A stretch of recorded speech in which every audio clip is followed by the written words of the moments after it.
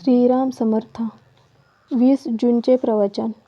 ज्याला प्रपंच नाही करता आला त्याचा परमार्थ ढिला पडला.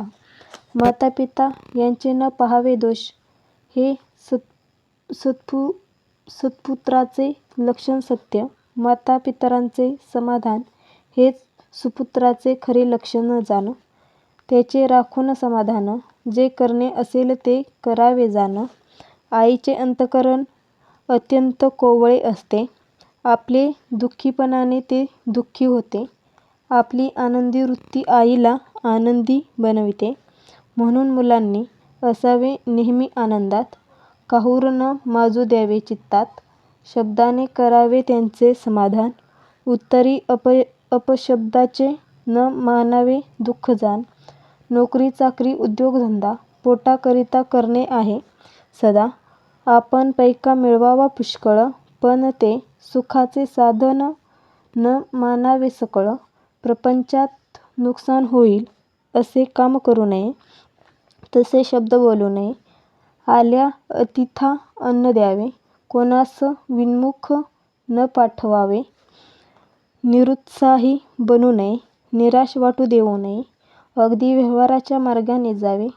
त्यात रामाचे अधिष्ठान राखावे. ज्याला प्रपंच नाही करता आला त्याचा परमार्थ ढिला पडला.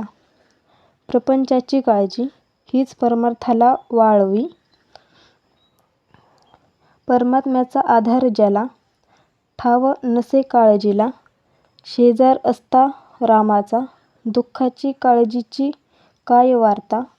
मी कोण हे जाणले ज्याने चित्ती. त्याला काळजी न राहे अशी होईल वृत्ती.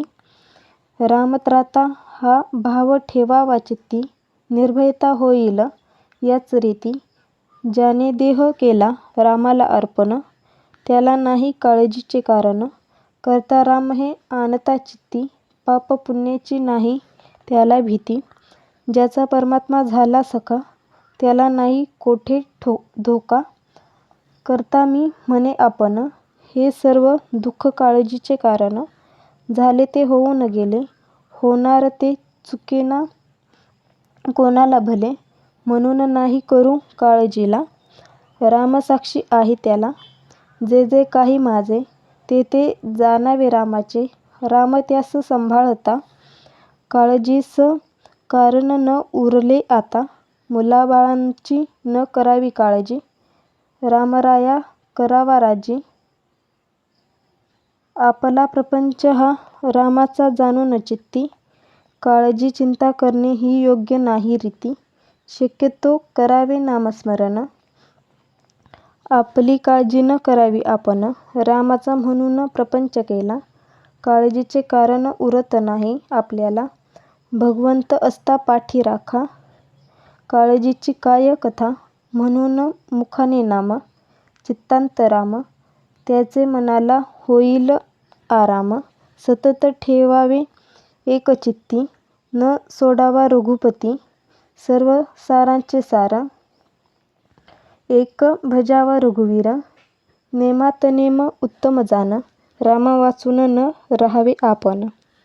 आजचा बोध. सर्व करता राम हा भरवसा ठेवावा ठाम. मग काळजीचे उरले नाही काम.